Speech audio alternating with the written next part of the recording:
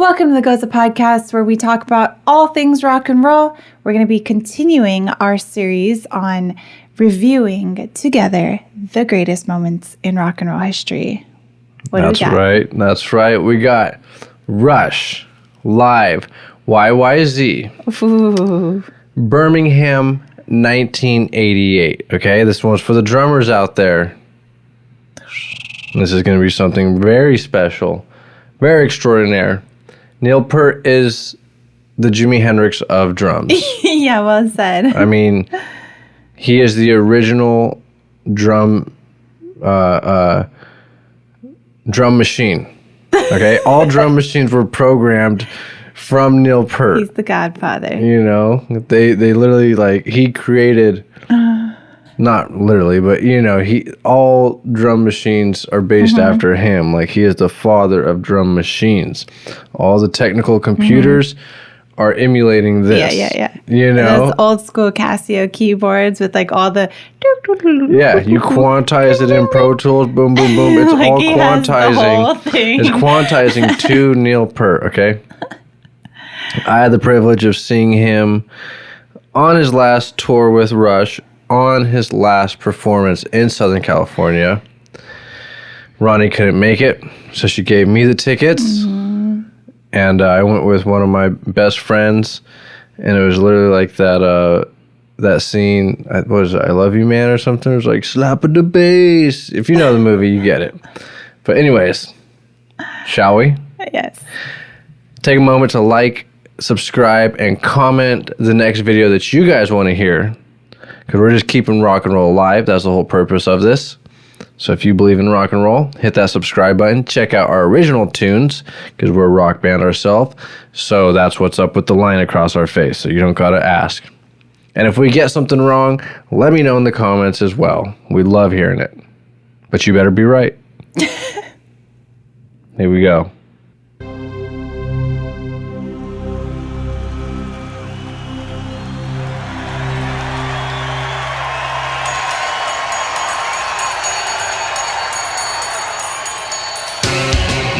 Was that a triangle?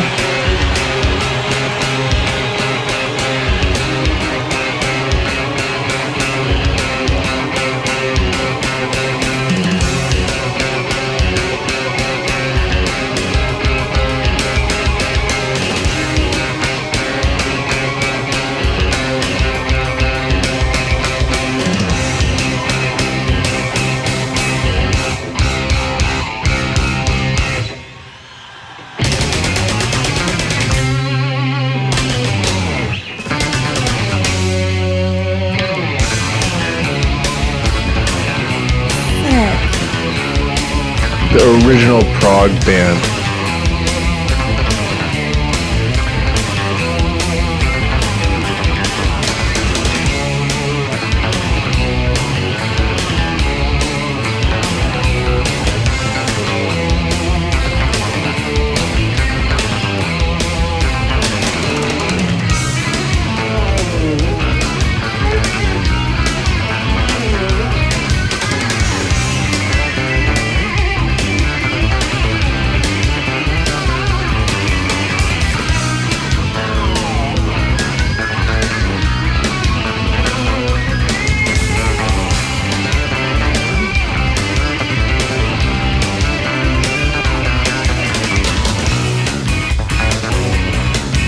No reggae feel.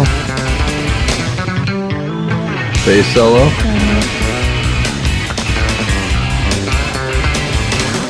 Give the drummer some. Alex. Oh, Getty again.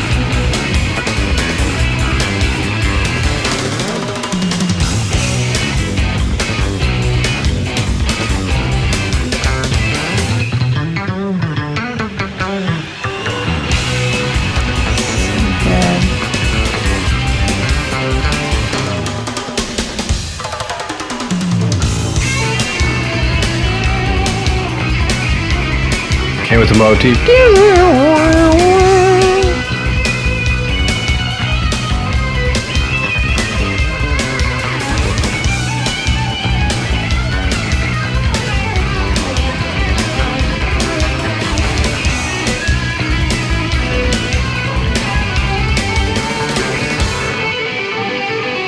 Boom. Break it down.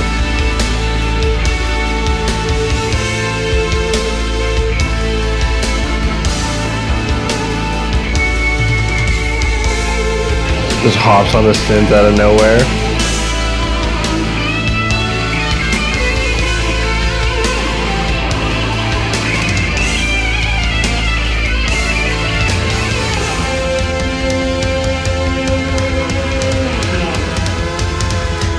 Here we go.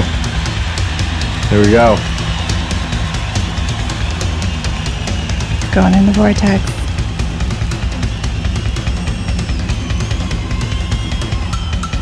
He's taking us with him too.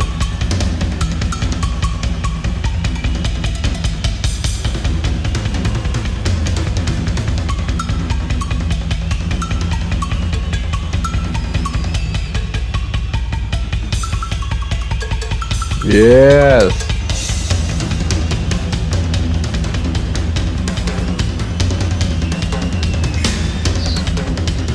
Watch how his face is just like emotionless. Right.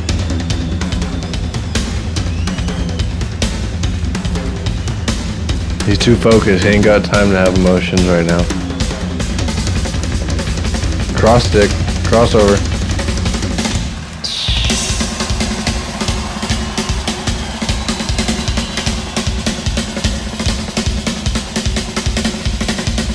Now you're just gonna freaking smack that snare drum.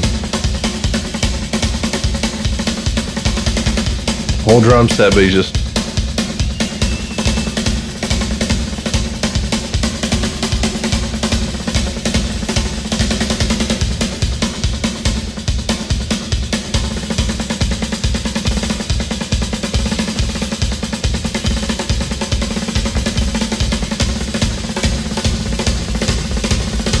Now he's on his... Now you can see it on his face. Gosh. That's all just his body, you know.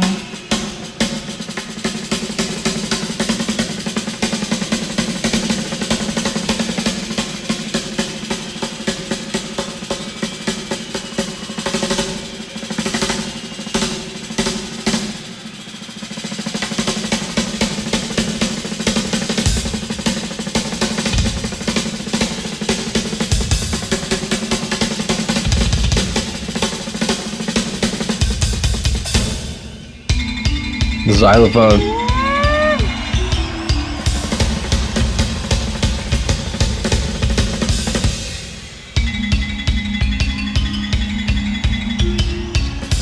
Same rhythm on the snare.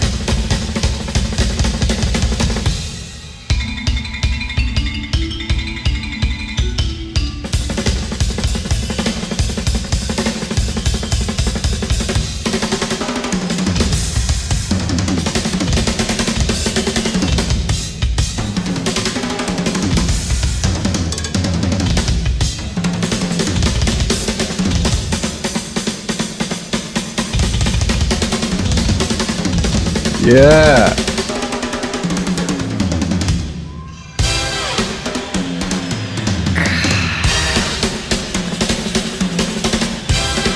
He's got the electronic hits.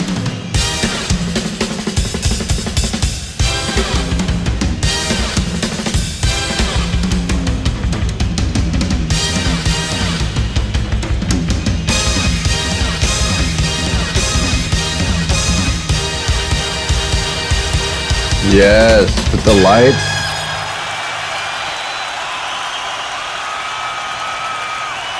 You think Danny Carey was influenced by him? Just a little bit, maybe? Maybe just a little bit. I think Joey Jordison from Slipknot was influenced by him just a little bit, maybe? Gosh. So it's like you got Neil Peart, right? Who is just straight technical genius, right? And then the only other drummer that's like that magnitude, of course, is John Bonham, who's just straight wild animal. You know, John Bonham is tribal, human, primal, you know. And then Neil Peart, like I said, I think they programmed every drum machine after him, you know. Gosh, yeah, you mentioned just emotionless, and you just see it so clearly that was just really all in his body. Like, he wasn't counting. He wasn't like, okay, triplet. Nope. Like, he was checked out mentally, and that was just his body and his internal clock. I felt like just going. I almost felt like he was just taking us through his practice routine. Like his warm-up routine, you know? That was like, really his warm-up. Yeah, like, like, you know, all those, okay, you know, that little lick, you know, hands down. And, I mean, Rush, right? The original prog group. Like, there would be no crazy Animals as leaders, Dream Theater, what's that one band you like, Between the Buried and Me? These are the forefathers. Oh, for sure. Of that music, you know? Yeah. And even when they came out, believe it or not, in the late 60s. Before they got big in the 70s, you know? And, like, they were so ahead of their time that they didn't catch on, like, until Black Sabbath, Led Zeppelin. Yeah. Right. So they were just so ahead of the clock. And any one of those guys could have been in Frank Zappa's band. Easily. Oh. You know what I mean? Come on. It's just, wow. Just next level. I mean, it never gets old, you know? And so weren't you in Hollywood and they filmed something about Rush with you? Yes, exactly. So the day that Neil Peart passed away, okay, they came to Hollywood Boulevard and they were asking people about Neil Peart and the legacy that he left behind. And I was working at the Musicians Institute and I walked out right into the boulevard and, you know, they interviewed me. And basically I said along the lines of like, you know, this one hit home because my father was a musician and he passed away of cancer. And of course I loved Neil Peart as a drummer, as a musician, and he passed away from cancer. And they interviewed a lot of people that day. And of course that segment made the news. Gosh, yeah. And he had a crazy sort of last years of his life. He had a crazy story, heartbreaking story. He lost his mother and, He lost his wife and his daughter. They both passed away in a car crash. I think, correct me if I'm wrong, if it was a car crash, it had to have been a car crash. They both passed away at the exact same time. And he basically got on a motorcycle and just went on a ride for like years on end. I think 2 years or something, you know. Was he touring at that time? He stopped. No music. He stopped. Yeah, he said, "I'm not touring, you guys. I need to do myself." You know what I mean? Yeah, I've done the band my whole life. Probably sacrificed a lot of time away from his family to be on the road, to, you know, commit to the band, to commit to the music that he left for all of us. And that's the part about being a musician, right? You often have to sacrifice things like a family life. And so they passed away, and obviously how could it not affect him greatly? So he went on this deep motorcycle ride. And another instance I had with Rush was while working at the Musicians Institute, they were inducted into the Hollywood Walk of Fame. And so, boom, we hosted Rush, Geddy Lee, and Alex Lifeson to do the to induct them into the Hollywood Boulevard, right? So we hosted them before they walked out onto the star to present and all that. And of course, Neil Peart wasn't there. And so that just shows you where he was at. Right. You know, he's like, no, thank really you. Care about that. Yeah, I'm good. Like, yeah. I have the music out there for people to listen to. I have the videos out there, you know. Right. He already succeeded in his mind, and absolutely. Probably that was so below him, like a star. Pretty much. And I mean, I see his point of view, but I also see, you know, Alex Lifeson and Geddy Lee showing up. Like, of course, they're both worthy. They're both super valid, and what an amazing musician! What an amazing life! So grateful I got to see him before he passed away. Thanks to you. And yeah, I mean, that is definitely one of the best moments of rock and roll history by far. And one of the things that you have to know about Rush, okay, and about prog, and, you know, they created a whole, like, math rock and math metal, right? And so what people are referring to is like, it's not just a 1, 2, 3, 4, 1, 2, 3, 4. You know, it's not that the standard beat. They're doing time signatures like 7, 8, 1, 2, 3, 4, 5, 6, 7, 1, 2, 3, 4, you know, a ton of that. But the difference is between just anybody who can do a 7, 8 beat or a 5, 4 beat or whatever is, can you make it groove? Can you make an off time groove? Can you make it sound good and musical? Right. So like all the music nerds are like, oh, that's they're playing in 5/4 right there. They're playing in 7/8. And the regular fan that doesn't know nothing about that is just like groove into it. Like, yeah, that's rock and roll. That's so cool. It's Rush. It's their own flavor of rock and roll, So Rush was still rock and roll. They weren't just like totally nerdy to where you couldn't connect with them. Right. And that's hard to do.